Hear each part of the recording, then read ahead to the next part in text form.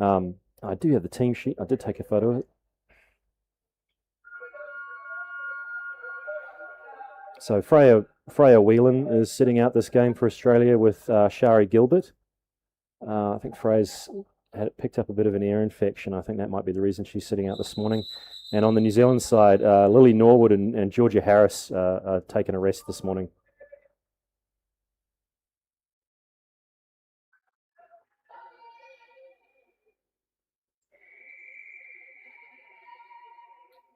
The Australian team yesterday really impressed me. Their last game was very good. They played very well as a team. I think if I was going to pick a couple of people who played particularly well, Cara Gibson, Nina Harris, Amelie Bailey, I'm very impressed by.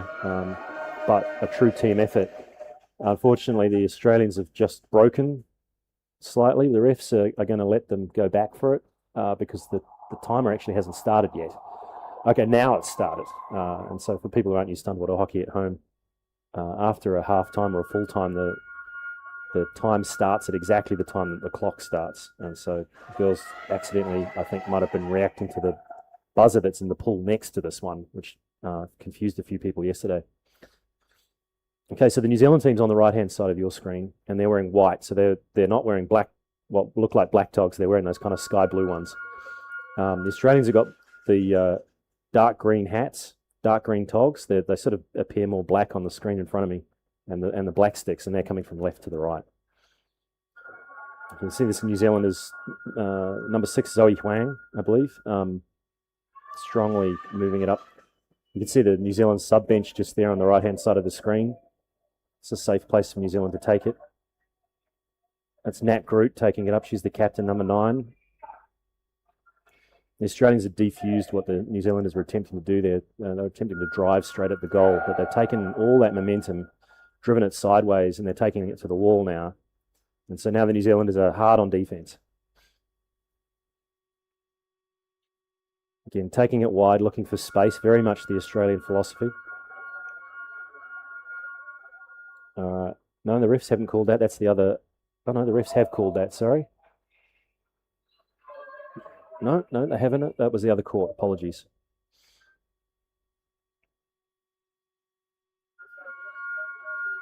Number 10 for New Zealand with a very strong swim there. Still going. The Australians scrambling desperately to hold them out the ball. The New Zealanders are nice and flat. There's 2 or 3 of them on the bottom, but the Australians have managed to save it through number 7. Oh. Okay, the Australians really need to rotate. They need to do what's called a 3-way rotation. You put 3 people in a kind of bike chain shape, and you come down in the middle of the goal and you swim out the side, and you do it in a continuous rotation of people. Okay, the puck is in the goal. The refs are talking to each other, and they have agreed that is a goal. New Zealand has scored the first goal.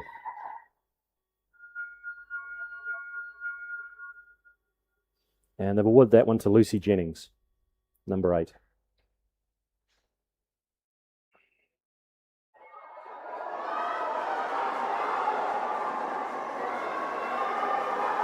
So 1-0 in the first 3 minutes that's a pretty quick score. Underwater hockey games will often sit on sort of 0-0 for quite some time.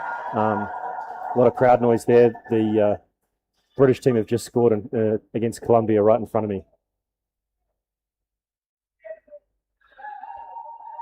Meanwhile, back to the New Zealand-Australian game. Looks like New Zealand won that strike, but Australia have taken possession and then unfortunately lost it again. You get a little bit of this sort of ping-ponging back and forth. Possession changes very rapidly. All right, we've got a timeout being called by the referees. They're just going to want to have a chat about something they've seen to make sure one of them may have seen something, and they're going to work out who saw what first. They're going to the chief ref to consult.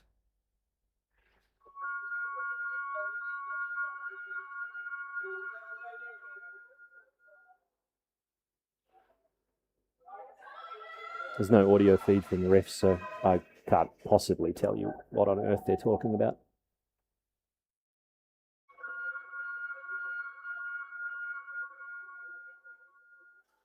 All right, so while the refs are having a chat, they've stopped the clock. You can see that just behind the chief ref's head. 11 minutes 52 to go in the first half. Advantage is being awarded to Australia. I haven't caught The refs have like little hand signals that are quite useful when you've got a snorkel shoved in your mouth and you can't really talk. And the pool's very noisy, so they have a lot of hand signals that we all recognise to tell you kind of what the foul was. And it's called a false start. So in the system we've got, fantastically, the refs are kind of counting up what fouls are being recorded at what time, and then they're able to put it up on the screen for you.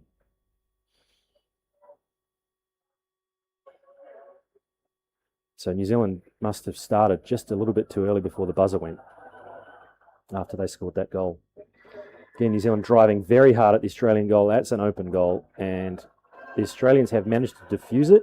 If they can get it a bit further away from that goal, they'll be a lot happier. The screen in front of me is quite blurry, but it certainly looked like the Australians managed to scramble enough people onto the ground there to defuse what the New Zealanders were doing. And the refs have called something.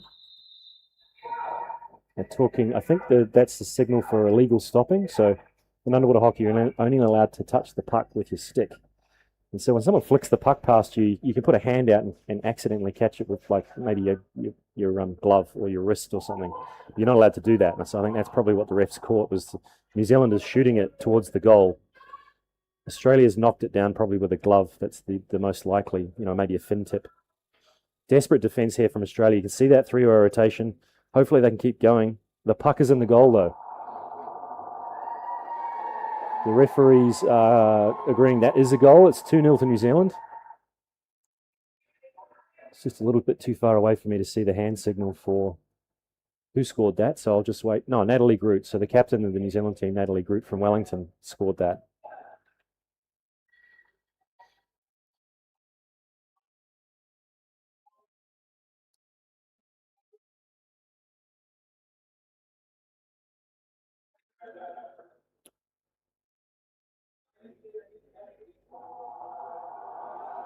So just under 10 minutes to go in the first half.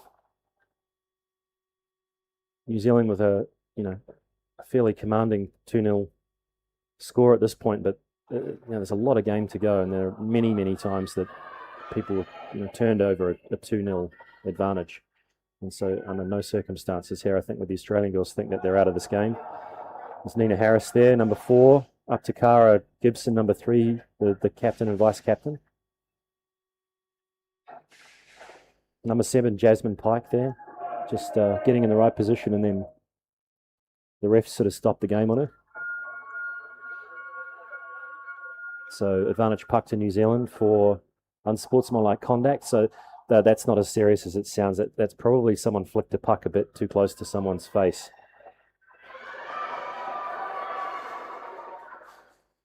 I didn't see it either.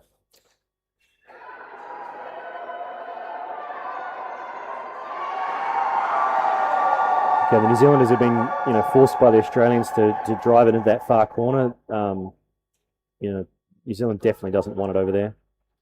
But they're going to continue to try and drive that back wall. If the Australians line up their 3-way rotation properly, which they did, that's more of a New Zealand manoeuvre there. It's not to drive it down right down the wall, but to drive it down kind of between those two blue lines you can see just in front of the goal. And there's a little channel there. There's a hole in the formation. And sometimes you can swim down the middle of that channel kind of without anyone tackling you, and now you're in front of the goal, and that's going to really scare the Australian backline. All right, the refs have given the puck back to Australia. Some sort of infringement there. I'm sorry, I missed that one. Okay, the Australian goalie very wisely taking it sideways away from the goal, not straight up the front, which is where the New Zealanders would want to put it anyway, but sideways where they don't want it. The other option there would have been to take it right. A little bit riskier because the puck's not on that side of the goal. Oh, that's very close to the goal. There are a lot of New Zealanders down. There are a lot of Australians down. The defensive system looks good, but I think that puck must be in the goal now. And the refs agree that is a goal. So 3-0 to New Zealand.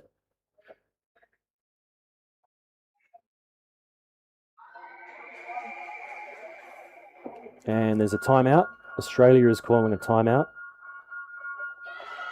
The Australians are being assisted in the water today by Claire Ford, who's their assistant coach, and Nathan Whelan, who's their manager, he's played for Australia. He knows underwater hockey back to front. The reason for that is Bronwyn McKenzie has unfortunately caught a cold. She's their coach normally. And so she's resting up today.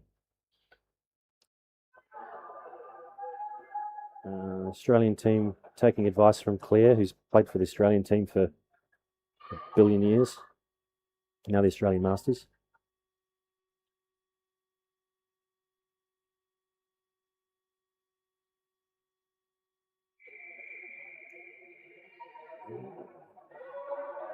Something going on with Zoe Marshall.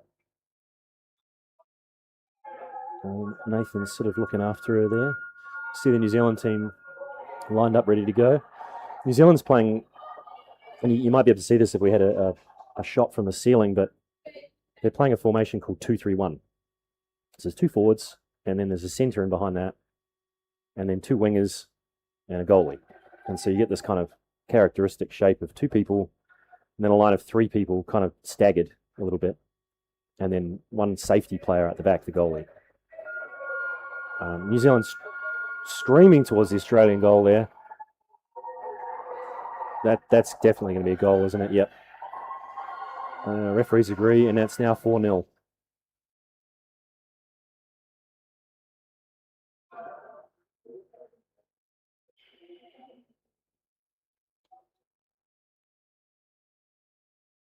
And the New Zealand formation is sort of designed around, because of the close relationship between New Zealand and Australia and the amount of underwater hockey they played against each other. It's sort of designed to help break open some of the structural deficiencies in the Australian formation. And I think you saw a pretty good example of that just then.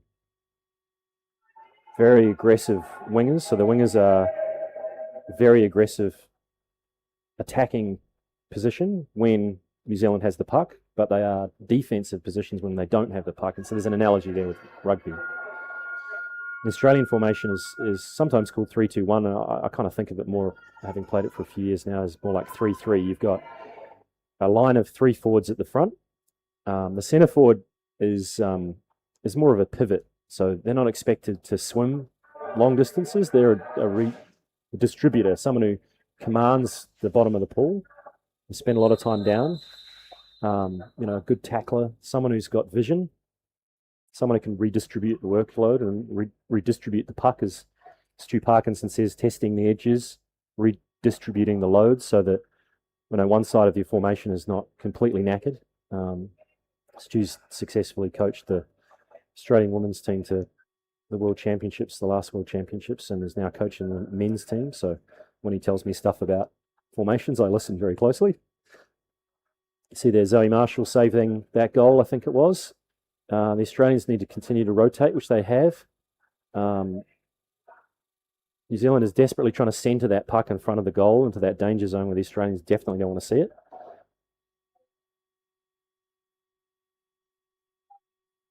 And you see the Australians organising themselves now into their formation. They've got that centre forward there making sure the puck doesn't come out on a 45-degree angle into that danger channel that I was telling you about, that the New Zealanders like to run it down.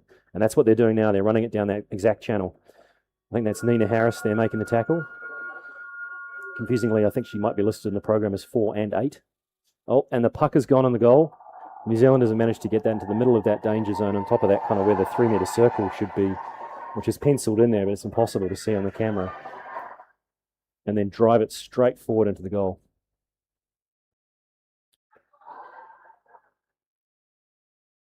Amelia Hoaglinger is another underwater hockey family from New Zealand. So a strong first half from New Zealand there, 5-0 now. Still 3 minutes and a half on the clock.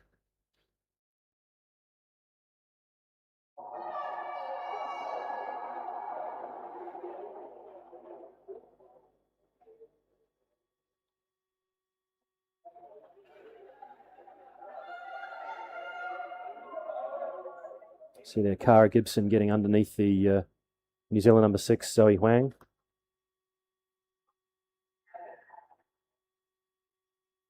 I think that would be a trick that Jacko Schmidt from the Sydney club would have taught her, that one. New Zealand driving hard. There's a lot of blue togs on the bottom, and they're all pointing in the right direction, but Australia successfully diffused that, taking it out to the wall. I think, maybe the New Zealanders are managing to manage the Australian side, because the Australians would want to clear it to their sub bench, and then they can kind of play 10-on-6 against the New Zealanders. But the New Zealand team's consistently bringing it in from the far side, as far away from their sub bench as they can get. I don't know whether that's a plan or not, but it's certainly working well. It means the Australians cannot sub safely. Okay, the refs have called gloving, so New Zealand has been pushed back. So someone's touched the puck with their glove in a way that's kind of given them advantage instead of using their stick. And so Australia's going to get puck right in front of their own goal. Where are they going to take it?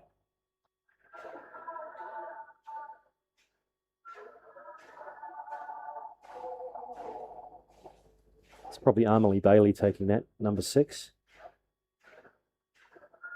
It's got a huge flick on her. So, which by I mean that she's able to pass the puck a long way, and quite, she can control how high it goes too. So, very effective weapon, because she can drive it straight at the New Zealand line and then effectively flick it over them or through them onto the Australian forwards' sticks.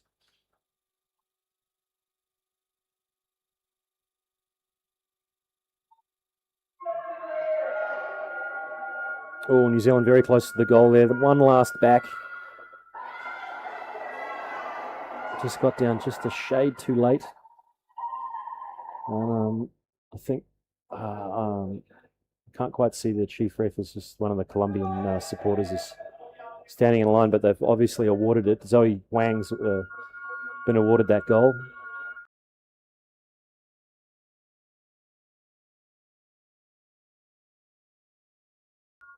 I'm getting conflicting advice on whether she's from the Dunedin club or from the Pakuranga club, which is about as far away in New Zealand as you can possibly get from each other.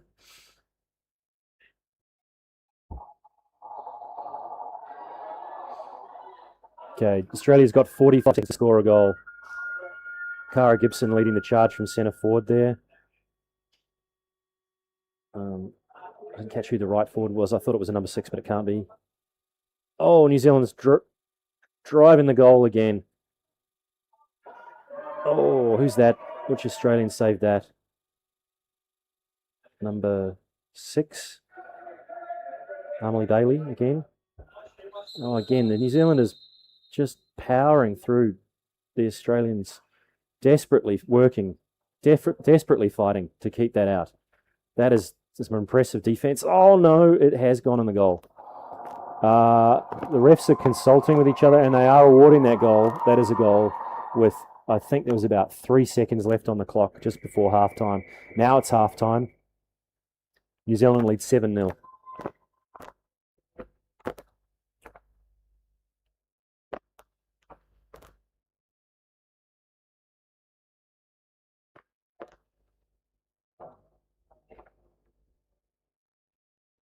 I'll just try and find the update on the how the under-19 women's division is going.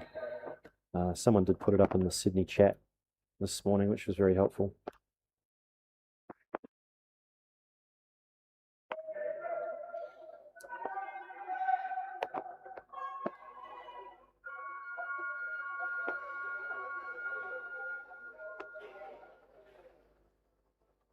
So there's 7 teams in the under-19 women's division. So that's, I think, the smallest of the 4 divisions here.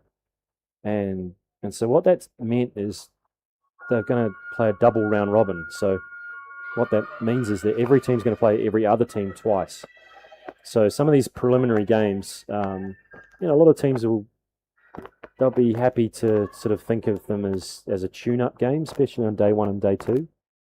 And they don't want to lose those games because they get points, but it's not a catastrophe if you drop a few games at this point. As long as you're kind of in contention for those semi-finals later on in those playoff games, anything can happen. And the Australian women's team proved that in the Gold Coast. I think they were seeded 8th coming out of the round robin, and they ended up winning the whole thing. So it is possible to come back. So I'm just looking at the results here from the division yesterday, and Colombia beat Turkey 7-0.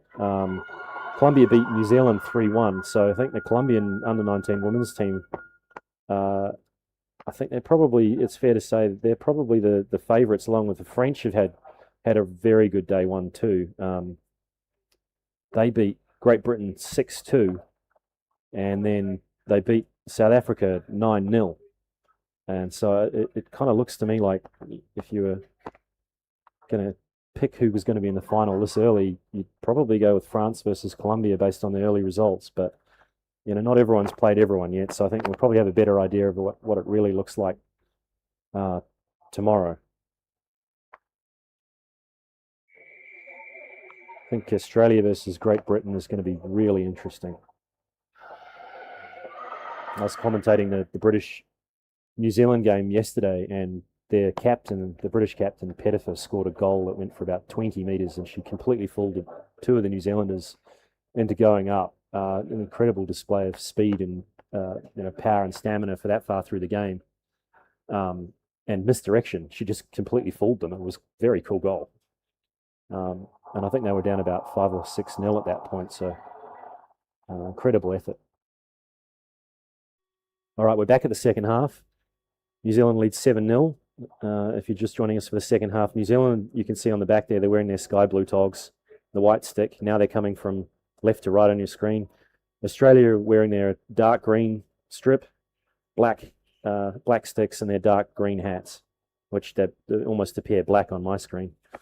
New Zealand recycling into the middle of the formation, as they always want to do when they're in this sort of a position. Australia desperately trying to, you can see them stacked on top of each other, and they've on it. The refs have called it. But they have successfully defended that by the look of it. See number one there taking the opportunity wisely to sub at that point, Kayla Martin.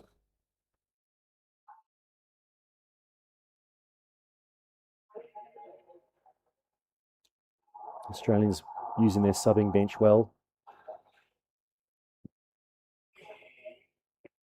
See the Australians formation just a moment ago from the surface. You see the line of 3 forwards in the front, and then a staggered line of 3 backs, and each of them is a redundancy for the other one. So if you get round on one Australian, there's another one right behind them, and then there's another one right behind that. In this case, they've managed to smash straight through the onside back there and more or less straight into the goal. So could be there if we watch a replay of it. It could be the Australians didn't stagger deep enough and to provide each other with that kind of redundant cover.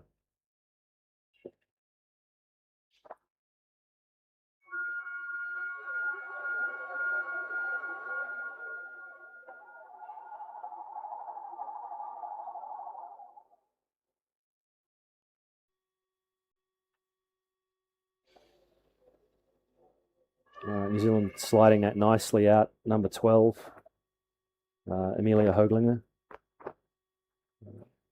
Natalie Groot taking it sideways into the middle channel where New Zealand wants to put it. The Australians covering that very well, though. They'll take that all the way over to the far side, I think. Fully under control of Australia now, up to the Australian forwards. I'm not sure who's on the wall there. I can see Cara Gibson in centre forward position. Unfortunately, ran out of breath there and someone swam straight through her hole. Number 10, Zoe Marshall. Go, Zoe. Taking it up, holding onto it, keeping it safe. Got 2 New Zealanders on her, unfortunately, and a third one. And she's just got a bit monstered there, I'm afraid. Australians using their sub bench. The New Zealander is off towards the goal. If the Australians can get in front of it, they have managed to save that. Number 5, Ashley Simpson, doing well there, like very calm, getting the puck, taking control of it, making sure it goes to the right place. New Zealand is resorting to the flick under the butt manoeuvre, which frankly only works for about 3 people in the world. Although I did play a club game in Turkey last night, in towards the middle of Istanbul, and the Turks are a big favourite, love a flick under their own butt. Australia clearing that intelligently out to the wall, not to the corner, but to the wall where they can manoeuvre a lot more easily than being sort of trapped in a little prison in the corner there. New Zealand will be trying to undo that, take it to the centre. The Australians diffusing that well.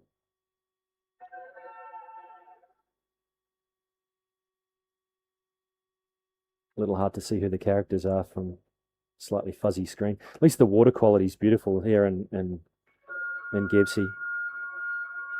It's a nice pool complex and such nice food around. The Turks are such lovely people.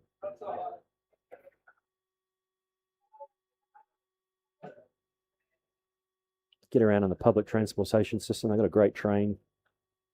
But it's a big city. It's the biggest city in Europe, and I think it's like 110 kilometers wide. So sometimes it's takes a lot of time to get from one place to the other.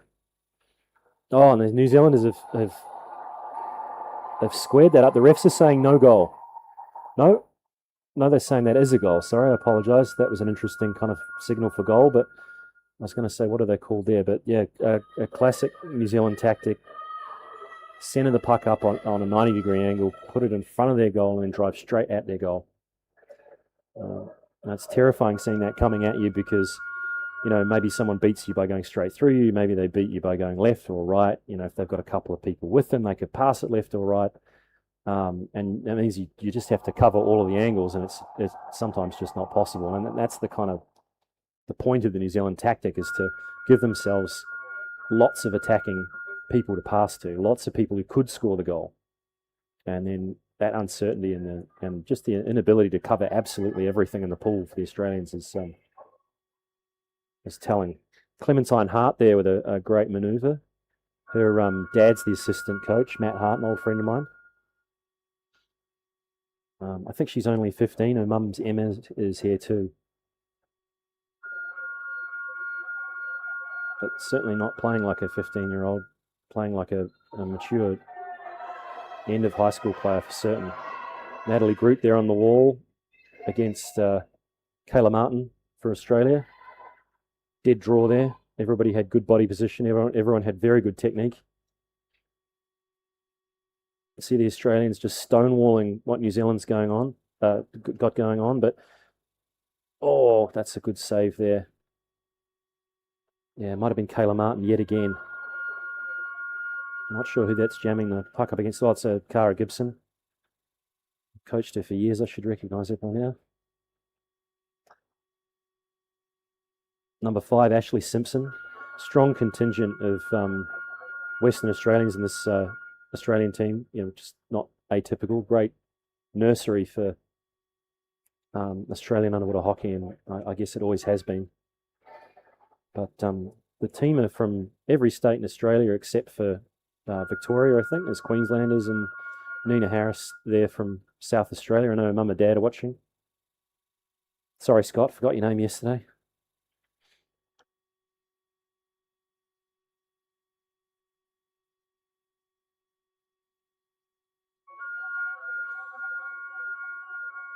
Natalie Groot, captain of the Wellington Girls College team.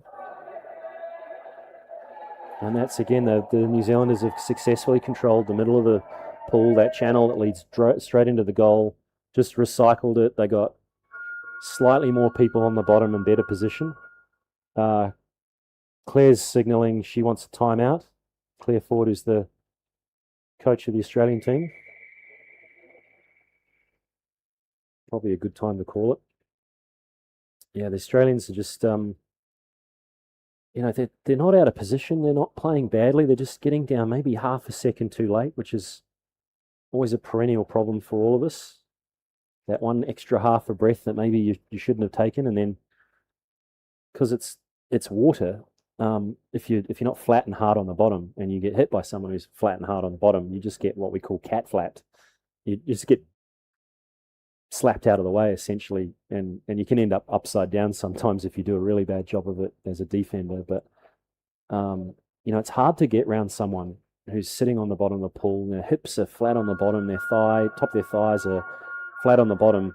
They're ready to get you. Their shoulders are up, their eyes are up, and it's very hard to get around someone who's a good underwater hockey player when they're set like that. But even the best players in the world, if they're not set like that, if they come down, you know, face down, shoulders are much lower than their hips, all of us are susceptible to being just bent over and cat flapped, as some of us call it. And I think that's what happened to the Australians in that last goal. Just got down just a shade too late, and the New Zealanders just smashed through underneath them.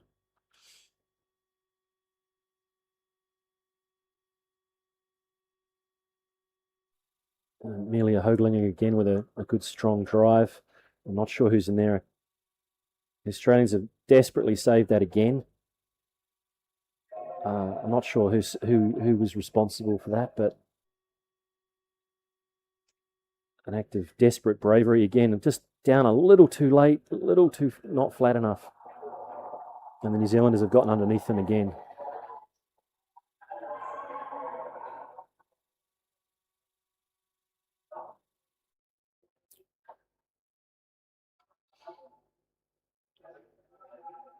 And the referees have awarded that to Molly Hopwood-Craig. I think she's from Auckland as well.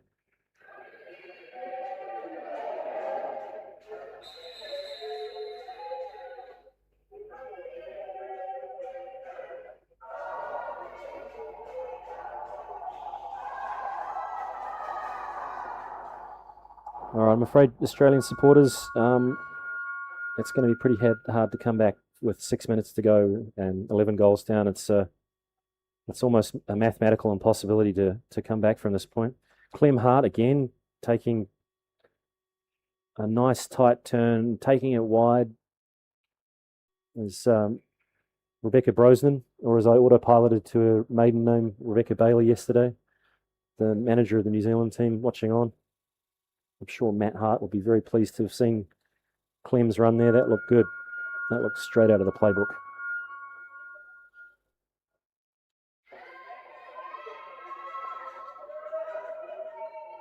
Players still going. Australia's driving strongly up that wall.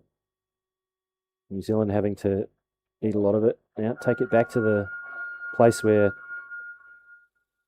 think that might have been Cara Gibson making a tackle on Natalie Groot there. New Zealand is reforming. That's trouble for Australia. They got 4-1. Now 2-1. Who is that underneath that, getting that puck out? That was amazing. I didn't catch that cap number, but whoever did that was epic work. The Australians, I think, making use of their sub bench. You'll be able to see their fin tips in just a second. There's the sub bench for Australia, so they won't mind too much being there. That's a safe place to play New Zealand 10-on-6. Beautiful turns. Two beautiful turns, beautiful tackles. Laid it off for her friend. And Claire would be very pleased to see that. Bringing it off the wall at the right time, the right way. Oh no, the refs have called it, sorry. And it's advantage puck to New Zealand. I think Rebecca looked too happy to it possibly be the other way around.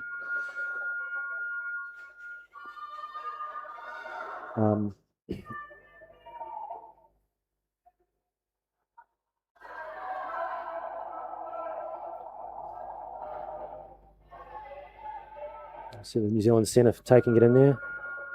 Number 5, Amy Cilliers. She's flanked by her 2 wingers.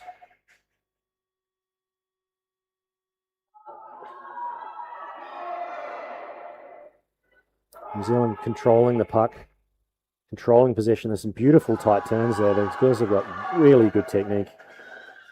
Australians need to get just a little flatter on the bottom. You see the hips of that final player just popping up there. Now she's almost hit down. No goal. Refs say no goal. It's going to be advantage for Australia because New Zealand was gloving that puck as they. It's very hard to bring it up that right wall if you're a right-hander because your right hand, being the glove, is touching that wall. You have to turn your stick upside down, almost like you're flipping an egg in a pan. If you try to drive it the normal way, you're going to end up gloving it in some way, and the refs know that, and it's really obvious to them. I think the refs called that one on Amelia Hoagland, number 12. If my failing middle-aged man eyesight can actually reach that far, I think they signalled her number. So if you get an open camera, the refs will signal players' numbers using the number of fingers, but obviously once you get above 10, you got a problem. So they use a fist. So the fist means 10, and then the other hand's got a 2, so that's 12. Looks like there's an Australian injury. Looks like Nathan Wheeling, Claire Ford are looking after someone just on the side of the pool there. Someone's been hurt. I can't tell who that is there. Just a little bit too far away for me to tell.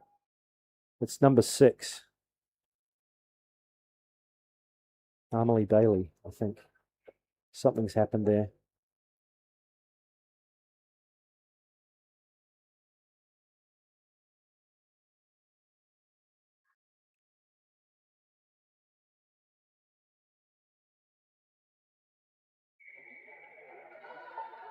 So there's something going on with maybe when they're taking her mask off. Maybe she's injured her neck or something. So that's a sad thing to see. She's been playing so well. The game has restarted. The Australians are now playing with 9 people. You see Chloe Reeve there very strongly taking it back to her sub bench.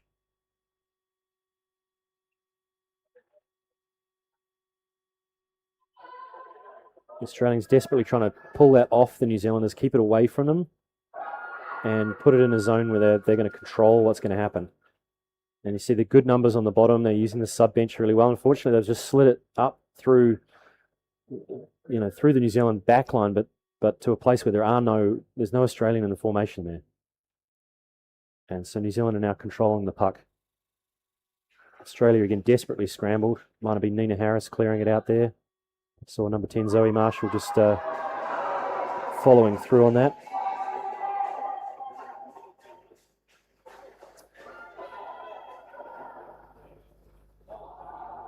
Number 5 Amy Cilliers trying to take it up the hard track there. She lined that one up and just went straight at the Australian line there. The girls have been playing straight through the buzzer. The refs have called something. Australians subbing. Number 11, Emily Harmson. The folks are out in Perth. She's in now. Just a minute 50 to go. Let's hope the Australians can peg a goal back. I can call it. They've got the kind of right people to score a screaming goal from nowhere. 3 Cara Gibson there. I think that's number 1 Kayla Martin, having to control 2 New Zealanders on the wall there.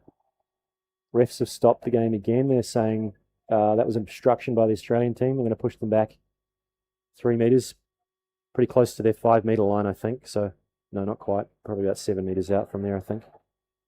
Can't see the yellow tape on the side. So, New Zealand lining up the centres. They're lining up a horns formation. You can see they're running at the Australian formation with 5 people next, all around the puck, and then 1 person hanging out the back. And the idea there is they're going to try and keep that puck in the middle of those 5 players, and everybody's job is basically to put a puck back on the middle person's stick until it goes in the goal, which is what they've successfully done. And so it's kind of a blitzkrieg maneuver, and it's worked perfectly in that case. So New Zealand's going to take this out 11-0 with a minute left on the clock. Maybe Australia can. One last throw of the dice. I really wish I had Luke Martin here with me to call it, my good friend from the Sydney club. That man is the most Australian person I have ever met, and I'm pretty sure he could call a horse race between 2 rocks and make it entertaining for you. Oh, New Zealanders are coming hard. They want that last goal. They do not have a relaxed mode. Australia, that was the right idea. It was the good idea to pass it then, just the execution not quite there. New Zealand recycling to the centre. I think that was the New Zealand number 3. Molly Hopwood-Craig, I think it was. Again, taking the angle a little shallow and smashing into the Australian defence, which diffused what she was attempting to do. New Zealand is controlling the middle of the pool. They may get this last one. They've got 8 seconds. The puck is in the goal. The Australians just ran out of defenders there, unfortunately, and there was 1 New Zealand girl left on the bottom who's going to get awarded the goal in a second. Could have been number 8. I couldn't really see. Amy Cilliers, number 5, sorry. And that's going to end the game. So New Zealand with a pretty commanding performance of 13-0 against the Australian team. It's one of the oldest grudge matches in underwater hockey in the world. Australia versus New Zealand. The now sort of slightly defunct Trans-Tasman competition means that these teams usually play each other pretty much every year, or at least they used to before the reorganisation of the tournaments. Traditionally, New Zealand has probably won this game in this division, but I think that was a pretty commanding sort of a score. Unfortunately, the Australians have picked up an injury there. I don't know if it's serious or what. Maybe she's back in the water. I'm not sure.